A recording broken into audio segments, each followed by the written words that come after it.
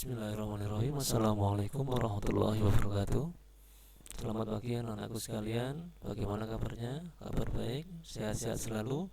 Alhamdulillah. Hendaknya kita selalu bersyukur pada Allah, yang mana Allah masih selalu memberikan kesehatan dan beberapa kenikmatan kepada kita, sehingga kita masih bisa melaksanakan pembelajaran jarak jauh seperti ini, yaitu dengan daring. Pada pertemuan kali ini kita akan membahas tentang toharoh atau bersuci.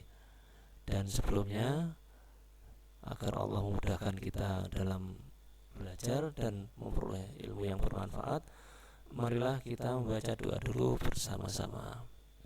A'udzu billahi minasyaitonir rajim. Bismillahirrahmanirrahim.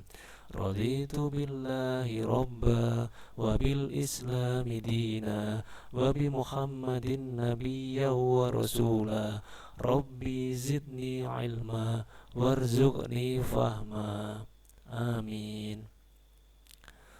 Oke, anak-anakku sekalian, sebelum kita mulai, Bapak ingatkan, persiapkan dulu alat-alat tulisnya, baik itu buku tulis, buku ataupun ballpointnya, agar nanti bisa mencatat apa yang Bapak sampaikan. Jika ada yang kurang paham, nanti bisa dicatat dan ditanyakan melalui grup kelas ataupun grup WA ya. Oke. Untuk tujuan pembelajaran kita kali ini, yaitu tentang bab toharoh, ada 4 poin yang harus kalian ketahui. Yang pertama itu adalah peserta didik dapat memahami urutan prosedur pelaksanaan bersuci dari najis. Ini adalah indikator dari ketaatan beribadah dan bersyukur. Kemudian yang kedua, tujuan pelajaran yang kedua, peserta didik dapat memahami prosedur pelaksanaan bersuci untuk menghilangkan hadas sesuai dengan ketentuan fikih. Yang ketiga, peserta didik dapat mempraktikkan cara bersuci dari najis sesuai dengan ketentuan fikih. Yang keempat, peserta didik dapat mendemonstrasikan prosedur pelaksanaan bersuci dari hadas berdasarkan urutannya. Kemudian dari tujuan pembelajaran itu, materinya adalah 1. Bersuci dari hadas dan najis.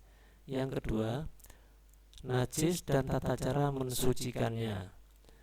Yang ketiga, hadas, pembagiannya, dan tata cara mensucikannya. Keempat, hikmah dalam pelaksanaan bersuci. Oke, berikut ini Bapak sajikan ada 3 gambar. Silahkan nanti kalian diskusikan dengan kelompok kalian masing-masing, kelompok yang sudah kita bentuk pada minggu yang lalu, yaitu gambar 1, gambar 2, dan gambar 3. Nanti kalian pilih salah satu, kemudian dicatat tentang apa, bagaimana, dan mengapa. Nah, silakan nanti diskusikan, kemudian untuk minggu depan kita presentasikan ya per kelompok.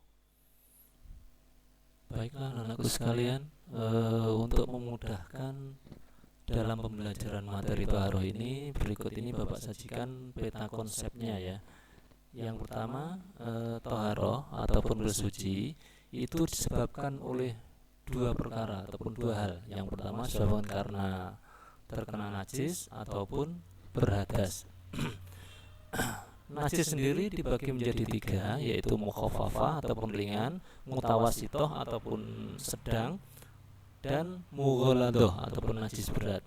Adapun cara bersucinya, kalau mukhafafah itu dengan air, mutawasitoh ataupun najis yang sedang itu dengan air juga. Akan tapi dengan najis mughaladhah itu selain dengan air juga dengan debu. Kemudian untuk hadas itu dibagi menjadi 2, yaitu hadas kecil dan hadas besar. Untuk hadas kecil, cara bersucinya adalah dengan berwudu ataupun bertayamum. Sedangkan untuk hadas besar itu diwajibkan untuk mandi besar, yaitu mandi junub ya.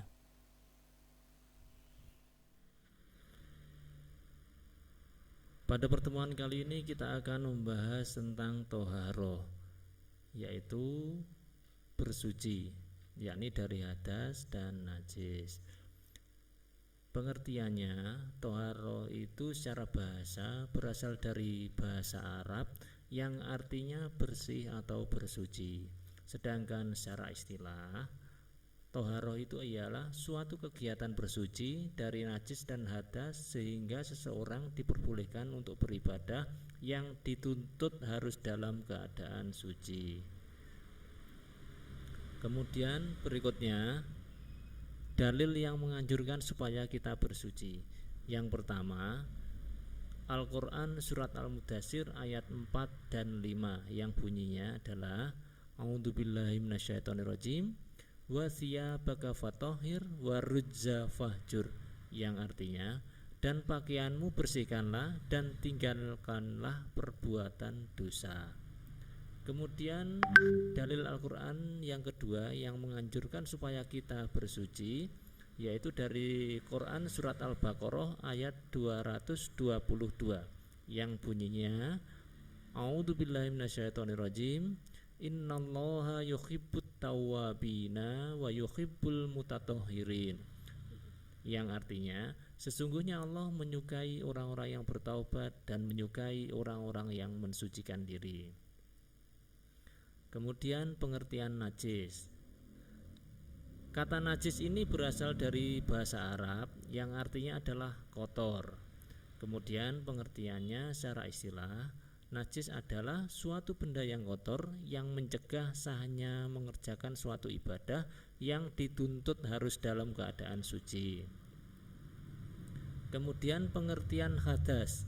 Hadas ini juga berasal dari bahasa Arab yang secara bahasa artinya adalah suatu peristiwa atau tidak suci atau kotoran. Kemudian secara istilah, hadas ini adalah keadaan tidak suci bagi seseorang sehingga menjadikannya tidak sah dalam melakukan ibadah. Kemudian najis ini secara hukum dibagi menjadi 3. Yang pertama, najis mukhaffafah atau najis yang sifatnya ringan, yaitu yang termasuk dalam hal ini, dalam najis mukhaffafah ini adalah kencingnya bayi laki-laki yang belum makan selain ASI, yang belum minum selain ASI. Jadi cara mensucikannya cukup dicipratkan pada yang terkena itu dengan air yang bersih. Kemudian jenis najis yang kedua adalah najis mutawasitoh atau najis yang tengah-tengah, yaitu najis yang selain mukhaffafah, yang tidak ringan dan bukan mughaladhah, juga bukan najis berat. Jadi artinya adalah najis yang tengah-tengah, yang sedang, najis yang sedang. Contohnya seperti kotoran manusia ataupun kotoran hewan. Cara mensucikannya adalah dengan menghilangkannya sampai hilang bau, warna atau sifatnya dengan menggunakan air yang bersih. Kemudian jenis najis yang ketiga adalah najis mughaladhah. Pengertiannya ialah najis karena jilatan anjing atau babi, sedangkan cara mensucikannya adalah dengan mencuci dengan air 7 kali dan salah satunya dicampur dengan tanah ataupun debu. Kemudian hadas dibagi menjadi 2. Yang pertama hadas kecil, yaitu yang menyebabkannya diantaranya adalah buang air kecil ataupun kencing, buang angin ataupun kentut, ataupun menyentuh kemaluan dan sebagainya. Cara bersucinya adalah dengan berwudu atau bertayamum. Kemudian jenis najis yang kedua adalah jenis hadas yang kedua adalah hadas besar. Di antara penyebabnya adalah keluarnya sperma ataupun mani, ataupun haid ataupun nifas, ataupun melahirkan, serta melakukan hubungan suami istri ataupun hubungan seksual ataupun jima. Dan juga yang menyebabkan hadas besar yaitu adalah meninggal dunia. Cara bersucinya adalah dengan mandi besar. Kemudian alat-alat bersuci. Alat-alat bersuci dan alat-alat yang dipergunakan dalam bersuci terdiri dari dua macam, yaitu yang pertama air dan yang kedua adalah yang bukan air, seperti benda batu, daun, kertas dan sebagainya. Kemudian air ditinjau dari segi hukumnya terbagi menjadi 5. Yang pertama, air mutlak atau air tohir mutohir, ya, ataupun air yang suci dan mensucikan, yaitu air yang masih asli, belum tercampur dengan suatu benda lain dan tidak terkena najis. Air mutlak ini hukumnya suci dan dapat mensucikan. Kemudian jenis air yang kedua ialah air makruh ataupun air musyammas, yakni air yang dipanaskan pada terik matahari dalam logam yang terbuat dari besi, baja, tembaga, aluminium. Air musyammas seperti ini hukumnya makruh untuk bersuci karena dikhawatirkan akan menimbulkan suatu penyakit ataupun yang membahayakan bagi manusia. Kemudian jenis air yang ketiga adalah air mustakmal ataupun air yang terpakai, yaitu air suci yang ukurannya hanya sedikit, kurang dari 2 kola, dan sudah dipergunakan untuk bersuci walaupun tidak berubah sifatnya, atau air suci yang cukup 2 kola yang sudah dipergunakan untuk bersuci dan telah berubah sifatnya, baik bau ataupun sifat-sifat yang lain. Hukumnya adalah tidak boleh dipakai untuk bersuci.